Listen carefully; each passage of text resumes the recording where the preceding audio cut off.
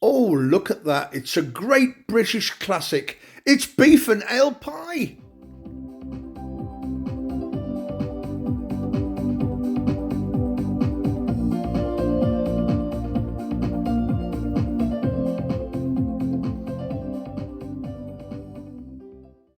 Hello everyone, welcome back to the channel and welcome back to Central England.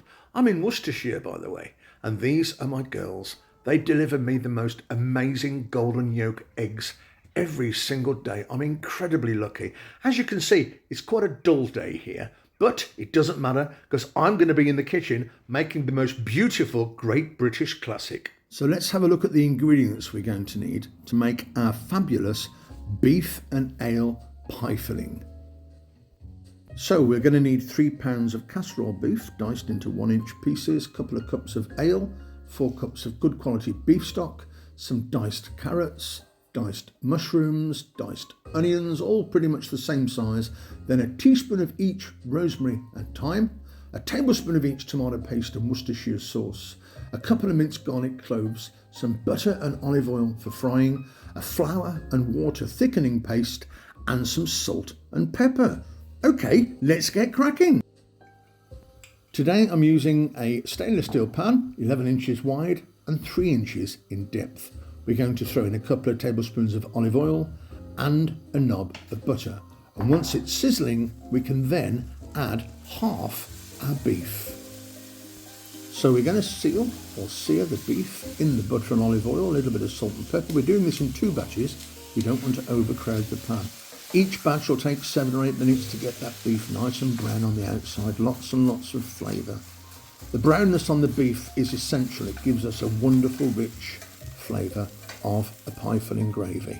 So once the beef's been done, we're going to add a little bit of extra olive oil, a bit of extra butter, throw in our herbs, our onions and our carrots, and we're going to brown those slightly for another 7 or 8 minutes.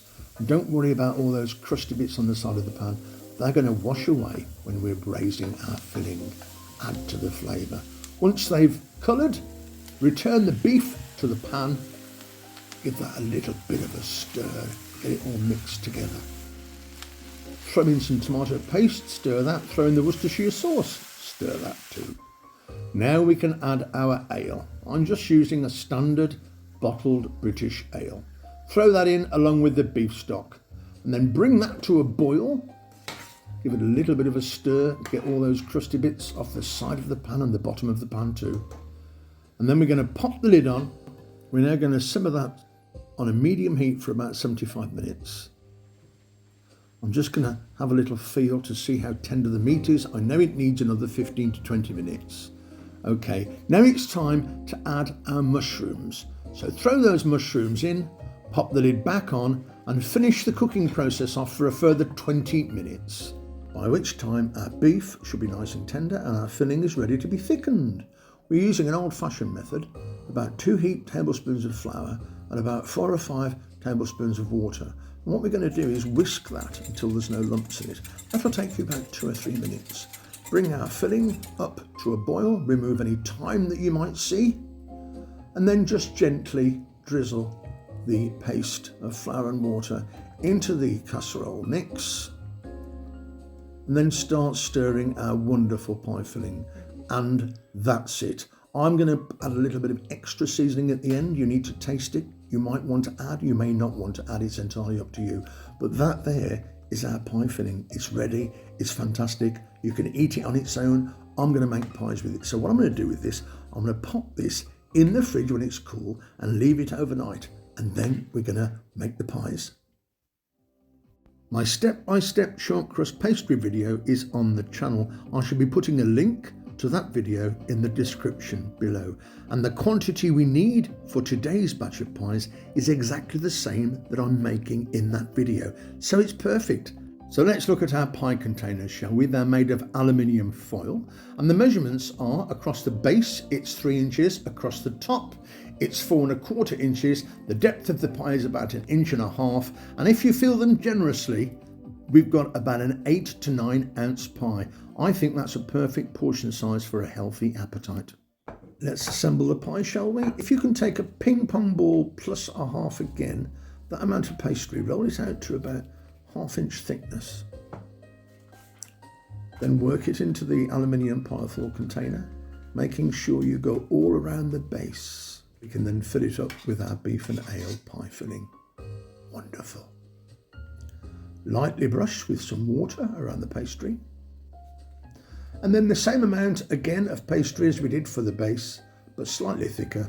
Pop it on the top, seal it around the edges with your thumb and forefinger, or even use a fork or a knife if you prefer.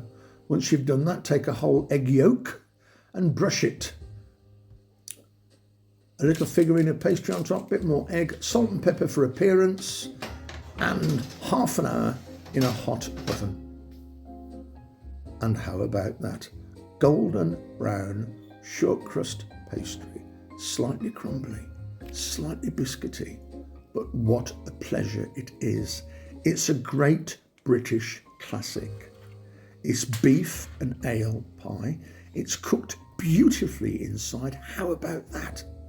I'm going to cut it open now. I want to see the filling, the way it oozes out of the pastry shell. Look at that. Chunks of tender beef, cooked in a thick, rich ale gravy with pieces of carrot, onion, mushroom and a few herbs.